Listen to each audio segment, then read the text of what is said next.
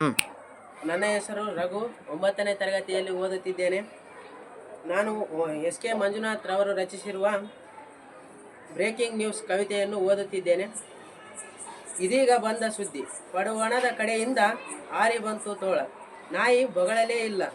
ಫಕೀರನೊಬ್ಬ ಕೈ ಕಲುಕಿ ಹೂಗುಚ್ಛ ನೀಡಿ ತೋಳ ತಬ್ಬಿಕೊಂಡು ಇಡೀ ದಿನ ಚರ್ಚೆ, ಸಂವಾದ ಇತ್ಯಾದಿ.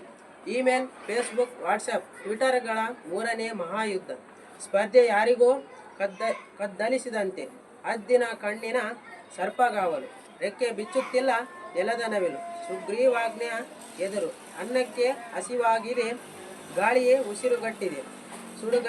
ಸುಡುಗೆಂಡದ ಭಯ ಬೆಂಕಿಗೆ, ಬಾಯಾರಿಕೆ ನೀರಿಗೆ.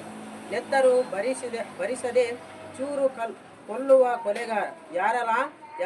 ಯಾರಲ ನೊಂದವರ ನಗುವಿನ ಹಾಡ ನೀನೊಮ್ಮೆ ಕೇಳಲ. ಬಾಯ್ಬಿಡುತ್ತಿದೆ ಭೂಮಿ. ನೀರು ನೀರು ನೀರು, ಹಣೆಗೆ ಕೈ ಹಾಕಿ ಮೋಡ ನೋಡುವ ರೈತ.